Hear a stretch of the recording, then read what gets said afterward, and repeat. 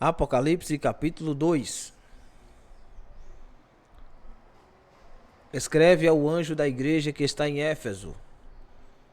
Isto diz aquele que tem na sua destra as 7 estrelas, que anda no meio dos 7 castiçais de ouro.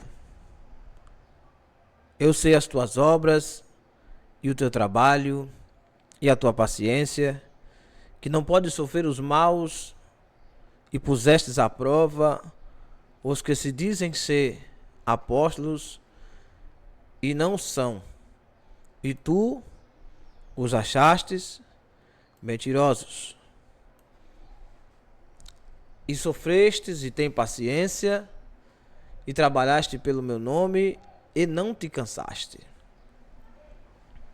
Tenho, porém, contra ti que deixaste a tua primeira caridade, ou primeiro amor. Veja que começa a carta escrita ao anjo. É carta escrita ao anjo da igreja que está em Éfeso.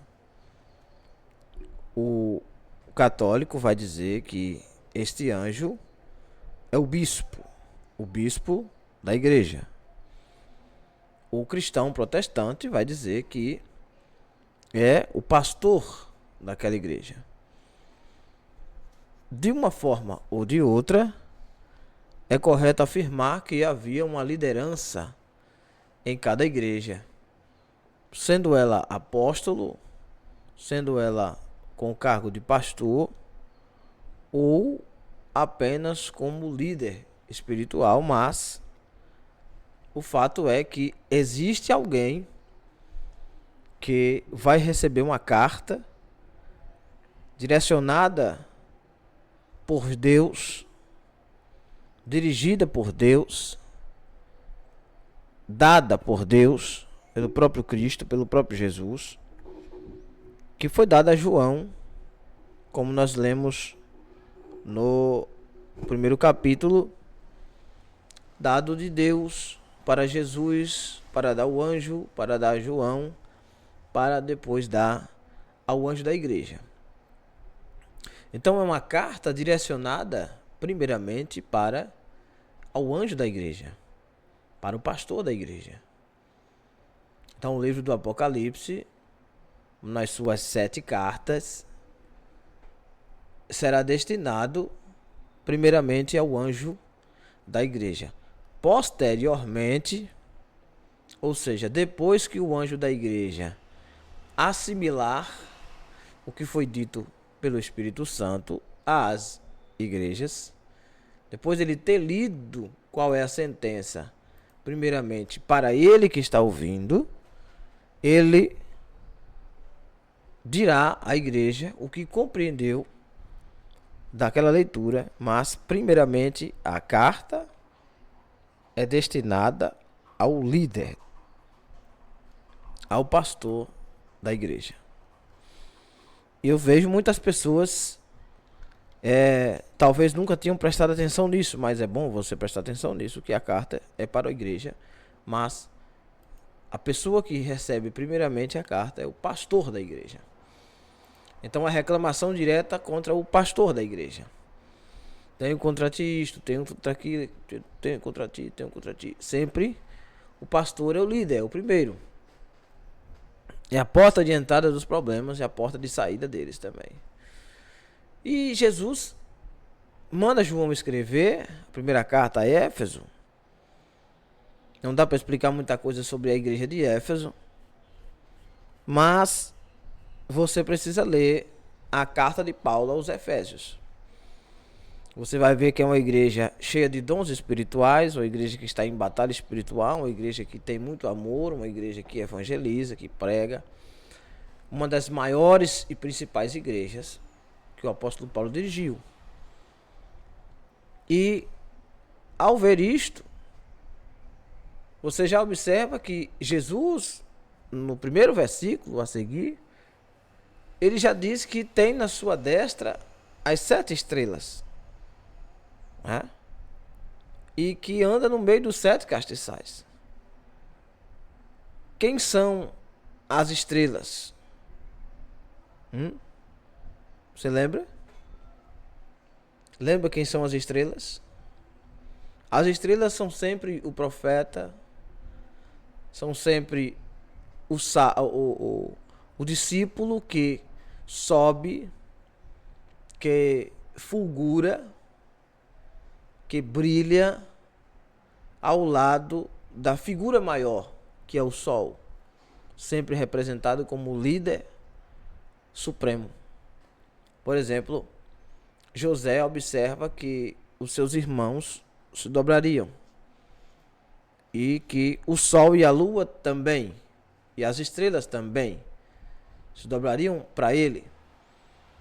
E o pai e a mãe e os irmãos já identificam que José seria maior do que eles. E o pai e a mãe dizem, bom, então até sobre nós você vai reinar? Tá estranho isso, porque o maior da casa é o Sol e a Lua. Então Deus representado sempre na Bíblia como o Sol e a Lua. O Sol da justiça brilhará. O Sol. A luz maior, o luminar maior. E a Lua, tanto de dia quanto de noite. E as estrelas sempre representando o profeta, o servo, que é o brilho menor do céu. Tanto é que o texto de Isaías, ele diz que as estrelas do céu são os servos.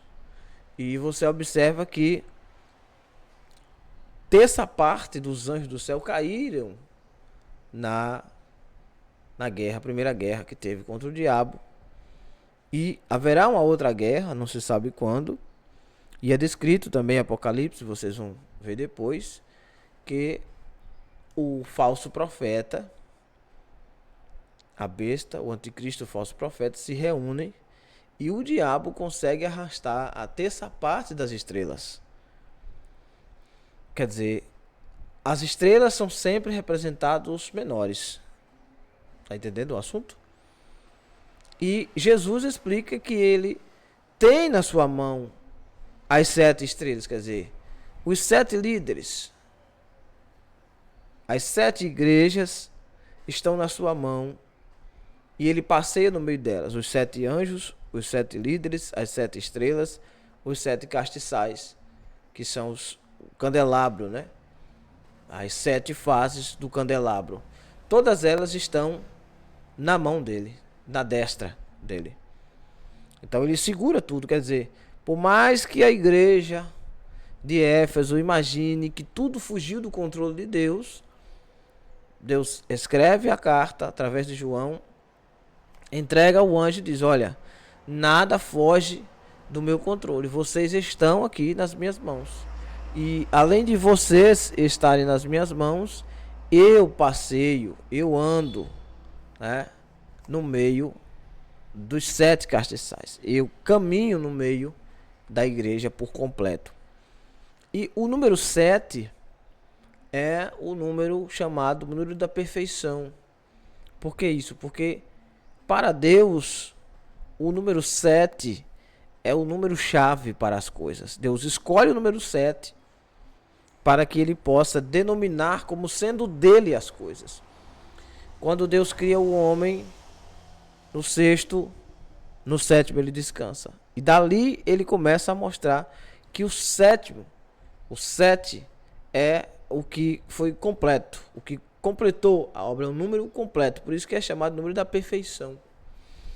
Então você vai ver 7 castiçais de ouro, 7 estrelas, 7 sacerdotes, 7 candelabros, né? Você vai ver que sempre Deus usa o número 7 trombetas, 7 chifres, né? 7 levitas, 7 voltas num dia, mais 6 em outro, e aí vai. Então Deus escolhe esse número 7 sempre para que possa mostrar que a perfeição, né? Mostrar a perfeição. E o apóstolo Pedro, certa vez, conversando com Jesus, ele perguntou a Jesus quantas vezes deveria perdoar o homem. Quer dizer, deve ir até o limite do homem, que é o 7. E Deus explica que não. que não há limite para o perdão, que se contra ti o teu irmão vier no dia 70 vezes 7, você tem que perdoar.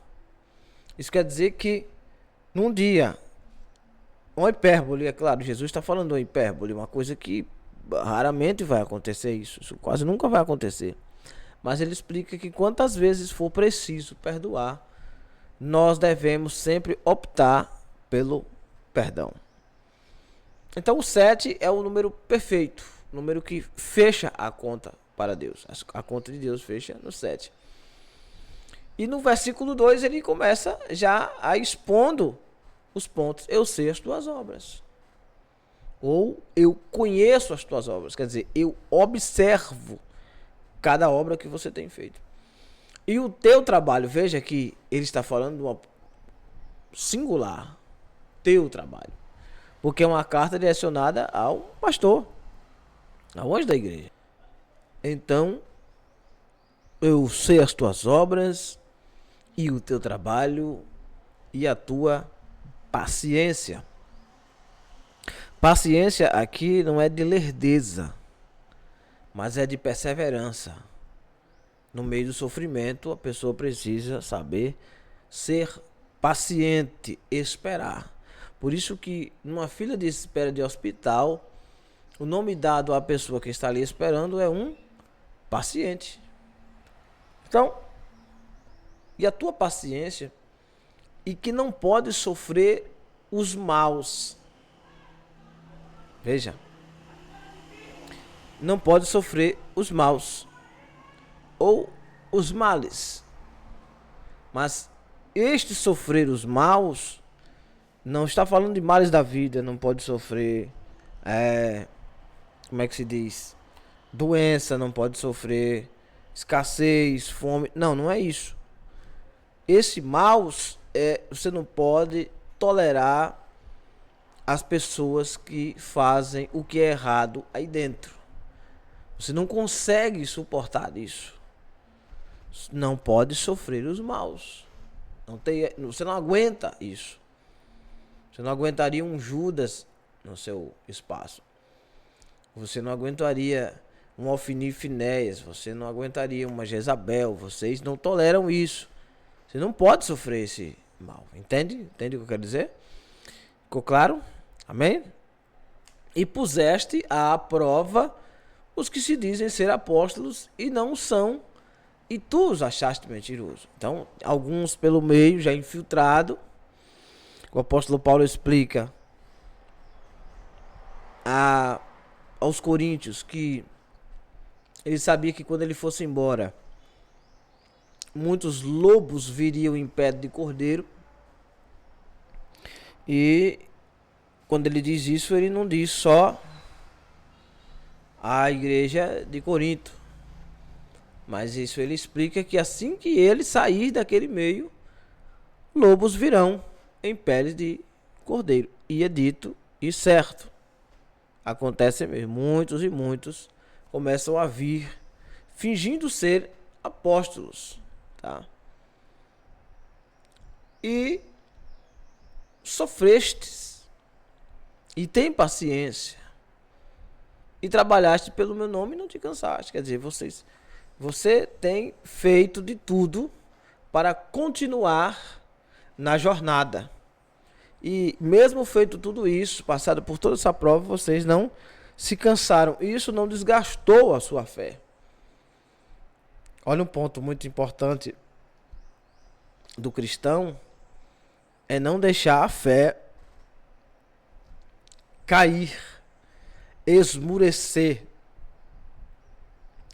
Permitir com que aquilo que ele está passando encerre a sua carreira antes de chegar ao final.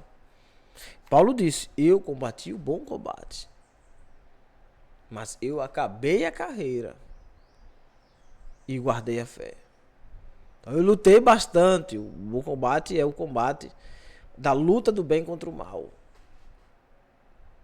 Mas eu não deixei esmurecer. Eu acabei a carreira. Quer dizer, para mim já foi, já não dá mais para ir. Mas eu não estou derrotado. certo? E ele explica que guardou a fé porque agora ele está seguindo a carreira que lhe foi proposta. E tenho, porém, contra ti que deixaste a tua primeira caridade. Aí a pergunta que surge é: como é que a pessoa consegue ser trabalhador, paciente, sofredor, provar os erros dos outros, permanecer firme, ter paciência e não se cansar, mas mesmo assim deixar a tua primeira caridade? Como é que pode isso? Parece inexplicável uma coisa dessa, né? Mas Jesus explica no versículo 5. Lembra-te, pois, de onde caíste, e arrepende-te, e pratica as primeiras obras, quando não, brevemente a ti virei e tirarei do seu lugar o teu castiçal, se não te arrependeres. Quer dizer, o problema não estava fora, o problema estava dentro. Então veja que muitas coisas as pessoas observam somente pelo exterior e não pelo que está dentro. E Jesus explica para eles: olha, arrependa-se e volte a praticar as primeiras obras, porque senão eu venho ligeiro, virei, agora presta atenção, e tirarei o seu lugar, o teu castiçal. Perceba que aqui ele não diz: eu vou tirar o castiçal de você apenas. Tirarei do seu lugar o teu castiçal. O castiçal é a igreja, certo? E Deus está mandando uma carta direta para o anjo da igreja. Então veja que a carta não é direcionada direto para a igreja. Primeiro, pelo menos a de Éfeso. É direcionada ao anjo. Veja o primeiro versículo. Escreve ao anjo da igreja que está em Éfeso. Não é escreve à igreja de Éfeso. Escreve ao anjo. E o que é que Deus tem contra o anjo em si? Que o anjo é o pastor da igreja, que vem a ser a estrela. Veja, anjo no céu é pequeno, que no máximo se torna uma estrela. Então, no reino de Deus, o pastor é apenas uma estrela no mundo. Porque grande é a seara e poucos são os ceifeiros. Agora escute isso. Ele diz: olha, se você não se arrepender, não praticar as primeiras obras, eu virei até ti, eu virei para você, vou vir até você, a ti virei, quer dizer, virei diretamente, eu vou me encontrar com você, vou lhe julgar e tirarei do seu lugar o teu castiçal. Vou mover você da igreja. Tirarei do seu lugar o teu castiçal. Eu vou mover, vou tirar você. Você vai ser substituído. Você entendeu esse negócio? O nível de seriedade que Deus leva a sua obra. O obreiro está lá fazendo de tudo. Isso e aquilo outro. E corre, e faz, e festa, e evangelismo, e não sei o que. Aí ele, a pessoa física dele, já deixou o primeiro amor para trás. Por quê? 1 Coríntios 13 ele explica. Paulo explica. Que se tudo isso for feito, falar a língua dos homens e dos anjos, sino que tine, ferro que bate, sabe? Entregar o corpo para ser queimado vivo numa fornalha e tal, e 10 molas, e transportar monte, e tiver fé do tamanho de... E não for por amor, o objetivo não for o amor, a motivação não for amor, for por vanglória, for porque eu quero, for porque eu penso, porque eu sou. Então, isso aí é passível de repreensão. E este líder da igreja, que está em Éfeso, a primeira carta, ele apanha nisso aqui. Por quê? Porque Jesus mostra para ele que ele precisa se arrepender e voltar a praticar as primeiras obras.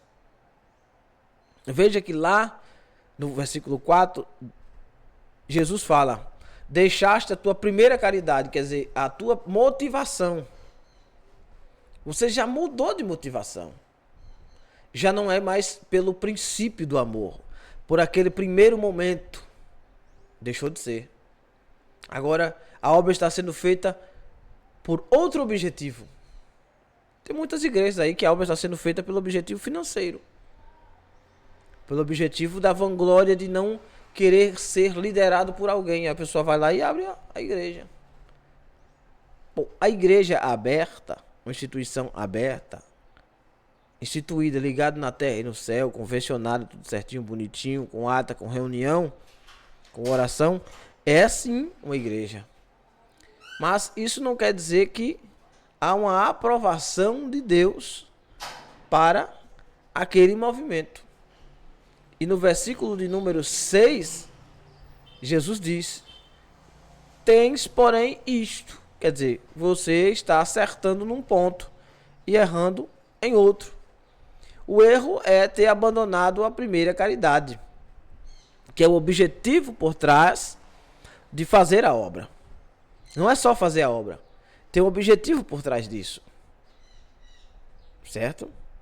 O apóstolo Paulo disse em Romanos 11 que porque dele e por ele e para ele são todas as coisas. Quer dizer, o objetivo tem que ser sempre Jesus, por Jesus e para Jesus. Certo? No versículo 6, tens, porém, isto. Bom, você realmente está acertando nisto, que aborrece as obras dos nicolaítas, as quais eu também aborreço, que são obras de pessoas que abrem as portas da igreja para os costumes mundanos. Veja bem, Nicolau, nicolaítas são pessoas que abrem as portas do reino de Deus para fazer aliança com os costumes do mundo. E aí, uma vez que é aberto as portas para o costume, aquilo vira doutrina e mistura-se e cria-se um outro evangelho. Não parece com nada nos dias de hoje, né? Parece nada, né? Qualquer semelhança não é mera coincidência. É a palavra de Deus que é viva. E por isso que em cada carta termina-se o seguinte: aquele que tem ouvidos para ouvir, ouça o que o Espírito diz às igrejas. No versículo 7, ele já começa dizendo: quem tem ouvidos, ouça o que o Espírito diz às igrejas. Ao que vencer, dar-lhe-ei a comer da árvore da vida, que está no meio do paraíso de Deus.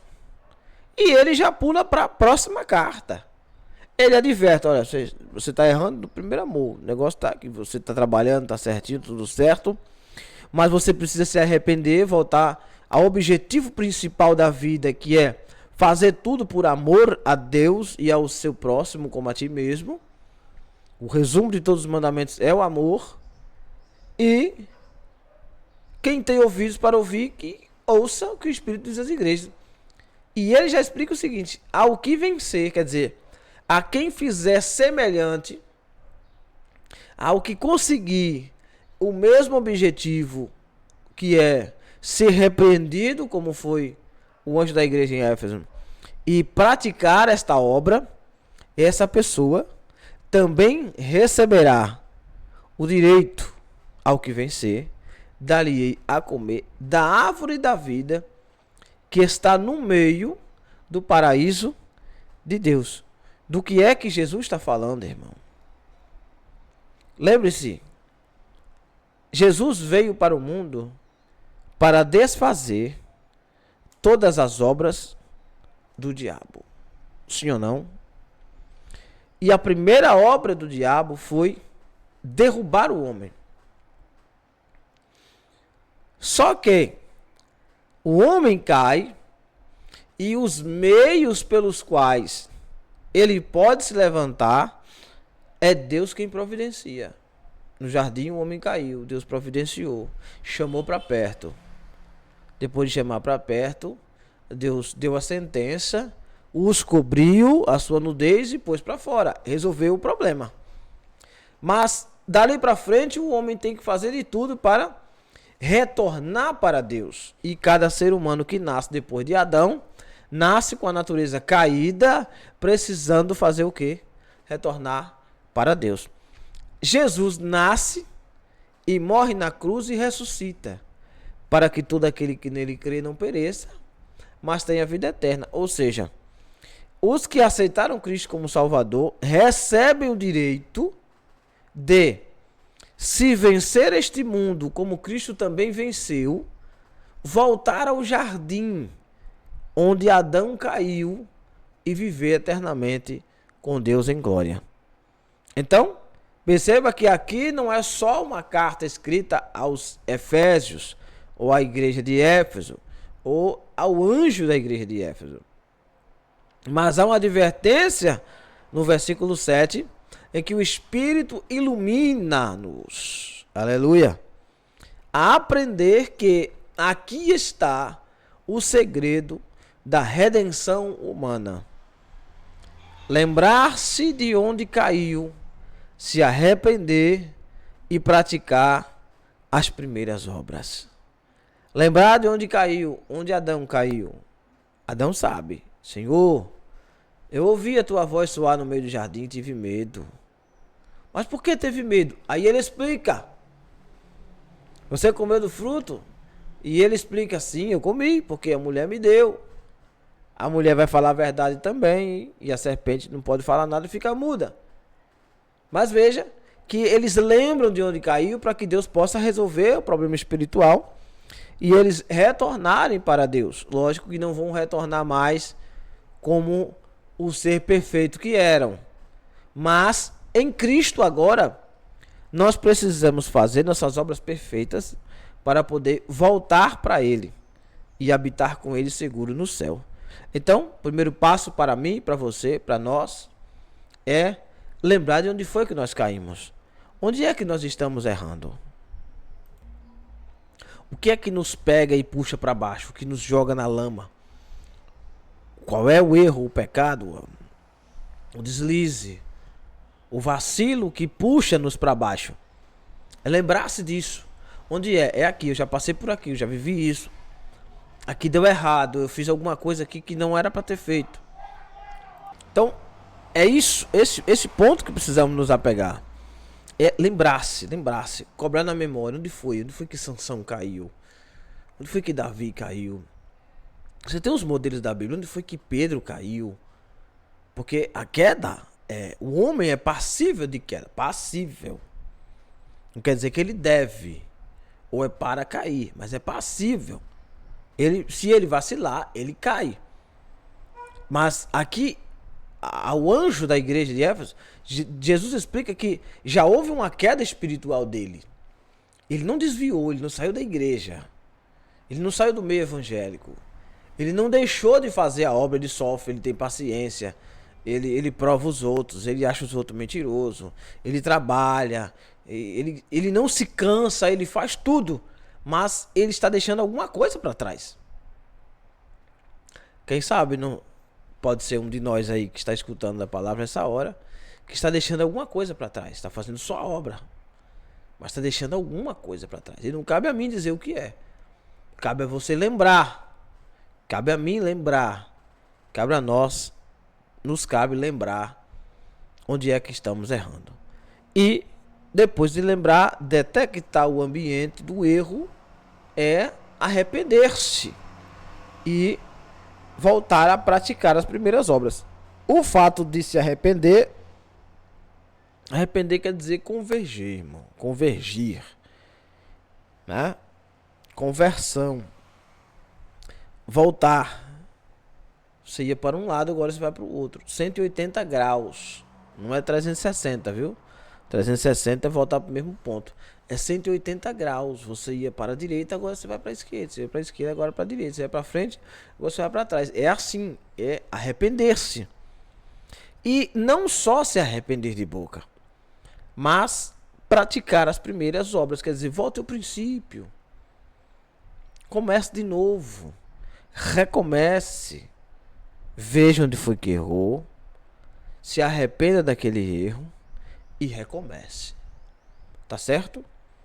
Então, essa é a explicação sobre a carta do Apocalipse, a carta dentro do livro do Apocalipse, destinada à igreja de Éfeso, que para nós serve de muita valia, porque há uma advertência de que se eu quiser morar no paraíso de Deus, eu preciso vencer para que Cristo possa me dar de comer da árvore da vida.